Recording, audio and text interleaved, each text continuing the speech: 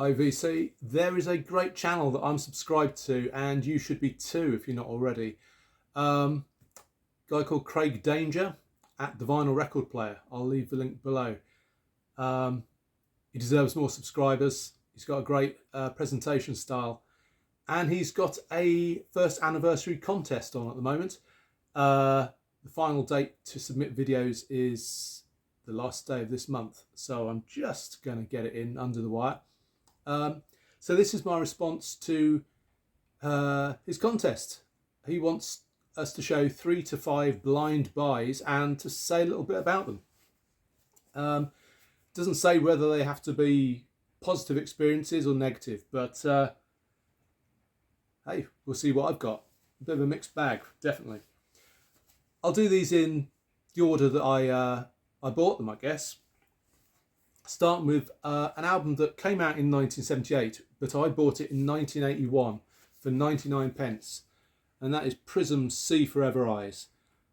I had no idea who Prism were. I quite liked the artwork, but what I liked even more was the picture of the band, because they just looked like a proper rock band. You know, big droopy moustaches, long hair, hairy chests. That's what rock was all about in the late 70s and early 80s. And the fact it was 99 pence in one of my local record stores, I couldn't resist. You know, in 81 I was a teenager and skint, so that was about my price level, really. This is a great album though. I've experienced most of Prism's albums since, but none of them has quite grabbed me like this one. Whether or not it is their best, or whether it's just familiarity and time spent with it, I don't know. But I love this. It's a great AOR/pomp rock album. Tons of synth on here, hammered organ, stratospheric vocals, both lead and backing vocals. It's a great listen. They're a Canadian band. At times they sound a bit like Boston. There's some big ballads on here. And the highlights for me are hard to pick out because the whole of this album is really good. Second track on the first side, Flying. It's got those stratospheric vocal harmonies. It's got organs, it's got synths, it's got that Boston feel. You can kind of tell the date of this because the fourth track on the first side, Crime Wave, has a kind of a Star Wars type synth riff going on it. And I love that. I love this era of music. I love this era of American and Canadian music. And that song as well has a superb guitar solo, very Michael Schenker-esque. So yeah, if you think that might be your kind of thing, Prism's See Forever Eyes. So that was my first blind buy. Just realised the irony of a blind buy being called See Forever Eyes, but really good album. So that was a good start. Then a few years later, I forget what year it was exactly, it's probably around about 85, I picked up a copy of this album, Secret Oyster's Sea Sun, for 10 pence in the Record Tape Exchange in Notting Hill Gate. And that's the kind of thing you could pick up cheap. I mean, dirt cheap, giveaway prices back in the mid-80s. And I got it just because I like the artwork. Again, the band looked kind of cool. I had no idea what it was like. None whatsoever. You wouldn't be able to pick this up for 10 pence now. And in fact, this isn't my original copy. That got lost in a house move somewhere. But this is superb. They're a Danish band. This was, I believe, their second album. Came out in 1974. And it is progressive jazz rock, very much in the style of Mahavishnu Orchestra or some of the sort of later post-Robert Wyatt Soft Machine albums. And as such, it is really, really good. The band, I've since found out, grew out of another band called Burning Red Ivanhoe, who were kind of an early Danish progressive band. So it's a few members from that band, and there's also a guy called Cloud Bowling on guitar, who was in another Danish band called Hurdy-Gurdy. I think they did one album. I've got their album, or a bootleg copy of it. that's a really good listen as well.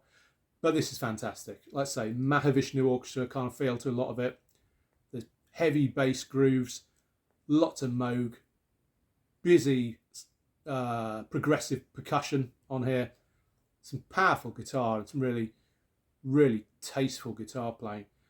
And yeah, it's just really, really funky in places. I mean, my favourite track on here, I think, is the track Paella on the second side. So check that out, get a feel for what they're about. They did get a bit of exposure in the UK because they actually toured supporting Captain Beefheart. So I imagine that probably pushed this album, which I think was the one they had out at the time. So this is the one you're most likely to see, certainly in the UK. Brilliant album. Suddenly occurred to me while I was talking about Secret Oyster that I've actually got a promo photo of theirs. And I wish I hadn't remembered that, because in the process of pausing the camera to go and get it, I managed to wrap my foot around the cable on my ring light and drag it across the room. So if the camera angle's slightly different, that's why, because my phone went flying as well. So I hope it was worth it. So there's a promotional photo of Secret Oyster. That's Klaus Bowling, and Carsten Vogel is the guy playing the saxophone there. So I actually found that in a charity shop. How random is that to find a Secret Oyster promo photo in a charity shop? But yeah, glad to have that. Okay, next up is an album I picked up at a car boot sale about 15 years ago. Again, blind buy, knew nothing about it. The Peppermint Rainbow and Will You Be Staying After Sunday? Terrible album title. But, you know, there's certainly a hint of psychedelia about that album sleeve. Less so, perhaps, the rear sleeve, although I was quite drawn to the sort of sky blue polyester suits. You can see why I grabbed this one. I paid £4 for this, and I figured that even if it was absolutely abysmal, I would get some enjoyment just out of looking at that sleeve. So, as you might expect from looking at their outfits and the time period, 1969, this is sunshine pop, polyester pop through and through. And it's reminiscent Spanky and Our Gang, 1910 Fruit Gum Company, and the Mamas and Papas, which is appropriate because actually it was Mama Cass who discovered these guys, and I think set them up with their producer and perhaps pulled some strings to get them their record deal. It's got a mix of male and female vocals on here, and yeah, it took me a long time to get into this, but actually there's some really decent material on here. I mean, the highlight for me is actually, there's no point looking at the back because it's the second track on the first side, but it's not even mentioned in the track listing, but a track called Pink Lemonade. And that is quite a sort of Baroque chamber pop track. Has a male lead vocal, that one. And it's kind of in the same ballpark as the Left Bank or the Zombies. It's got that real Baroque pop style. It's a fantastic tune, it really is. And elsewhere, the fourth track on the second side, Rosemary, is, you know, steps outside of that sunshine pop sort of ballpark as well. It's got a darker feel to the strings, of which there are many on this album. It's highly orchestrated, you know, beautifully done, but bordering on saccharine overdose at times. But Rosemary is definitely darker. It has a moody and almost unsettling feel to it, which is very much not what you expect of sunshine pop. I mean, don't get me wrong, most of this album is exactly what you expect from sunshine pop, but there are moments where it's not psychedelic, but it's psych-adjacent, and most definitely has a Baroque pop feel to it. They do a cover of the Lemon Pipers' Green Tambourine on here, which is completely pointless, because they actually used the original backing track and only changed the vocals, which is a strange thing to do. I guess they're hoping they'd get hit with it as well, which I don't think they did. So that one's easily skipped over. But this is a decent album. And the more I listen to it, the more I like it. But if you're going to check out one track on this, check out Pink Lemonade. It's a really good song. Then a bit more recently, when did I buy this? Earlier this year, this summer. And I got this in a record store in London, and I paid £3 for it. Knew absolutely nothing about it, of course, it's a blind buy. And it's an album by Ben Nash called The Seventh Goodbye. I've since found out that this guy hails from Sheffield in the UK. This came out in 2008. And don't know whether it's kind of occurring to you, but definitely did to me when I saw that sleeve art, is how much that reminds me of the artwork to Elliott Smith's Figure 8 album, which is why I grabbed it. I thought it's £3. It looks like an Elliott Smith cover. It's got to be worth a go. And oh my God, am I so glad I got this. What a great album. This is drone, it's neo-folk, it's psychedelic, it's experimental, it's ambient. It's all those things and more. It's a really special album. I mean, I particularly like the artwork because this is just a pasted on A4 sheet. There's nothing on the back, just that on the front. This was apparently limited to 250 hand-numbered copies. And I say that, and I'm trying to work out where the number is. Perhaps it's actually on the disc. Oh no, I remember. I think it's an insert, and it's on there.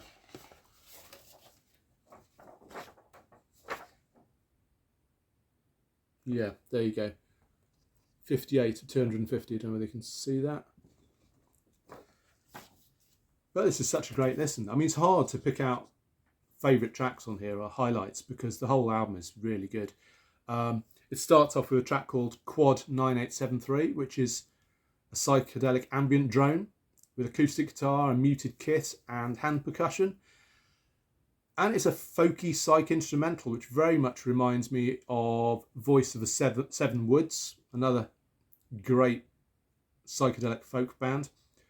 A little bit of the Orb and the Beta Band. I mean, elsewhere on here, you've got some saxophone, scratchy electric guitar. The drones are always present. A track called Smoke and Flattery there's kind of Tibetan prayer bowls, creating this kind of, I don't know, this very hypnotic sort of sound, and there's wood blocks and shakers on that track. That's very, very ambient with a sort of simple bass pattern. But no time is it that kind of new age ambient. It's very much in that kind of psychedelic drone sort of style. And then there's a track called What Will Always Be Part 2. There is no Part 1. What Will Always Be Part 2 reminds me of something Led Zeppelin would have done on Led Zeppelin 3. Very much a Jimmy Page style acoustic guitar on that. So this was a really great purchase. Only £3. I'm delighted. I mean, if I'd known how good it was, I'd have happily paid 25-30 quid for this, to be honest. So keep an eye out for that one. And perhaps if you get lucky, you'll stumble on one of the other 249 copies that are out there. Okay. Finally, we have an album that is my most recent purchase out of these 5. And I picked this up just 2 weeks ago at my local record fair and paid £5 for it. And it's a self-titled album by Alex Harvey. Now, I kind of knew it wasn't that Alex Harvey, nothing to do with sensational Alex Harvey band. But the picture on the rear kind of looks a bit like him, and I knew it wasn't him, and I knew I wasn't buying an Alex Harvey album I had managed to sort of overlook. I thought, £5, it's got to be worth a go. And so it's turned out. This, it's singer-songwriter material. It's country, but it's a darker country. I'm not a big fan of a lot of country, or I'm pretty selective anyway. But this is very much in that sort of Tony Joe White, dirty swamp rock country feel. And as such, it is really good. His voice is very reminiscent of Tony Joe White, actually. There's a bit of Joe Cocker in there, and in his sort of softer moments, he's a bit like Dobie Gray, I guess. There are straighter country songs on here, and they're very listenable. For example, he does a cover of a song written by Kenny Rogers called Mama's Waiting. Really good song. Really enjoyed it. The whole album's like that. I probably wouldn't be talking about this now. But there is a sensational 2-part song, the last 2 tracks on the first side, called Hoodooing of Miss Fanny de Berry and Ritual of Miss Fanny de Berry. Absolutely fantastic. Starts off with Alex Harvey sort of howling like a wolf, sounding completely unhinged. Then there's this sort of mid-paced cowbell groove. His Tony Joe White style gruff, swampy vocal comes in. Then there's these ethereal female backing vocals, country funk guitar, some killer slide guitar. And it reminds almost of like a swampy cousin to Dr. John. Really good. I mean, it's got a mellow sadness to it, some tasteful orchestration. Really well worth checking out. So this, I had no idea what it was. I pretty much figured it wasn't that Alex Harvey. And for that reason, I almost didn't pick it up. And I thought, it's £5. I love trying out new music. I love stumbling across something I've not seen before. And this is a really worthy addition to the collection. Perhaps it's that kind of 2-part track that's kind of swayed me a bit. Perhaps I wouldn't really be singing its praises so highly if it wasn't for that. But those 2 tracks make it. Really good stuff. So that's it. That is my contest entry for Craig Danger's first anniversary contest. I'll put a link below. Check out his channel. Really good channel. Eclectic style. Love it. Eclectic tastes. So I'll be back with another video soon. In the meantime, bye for now.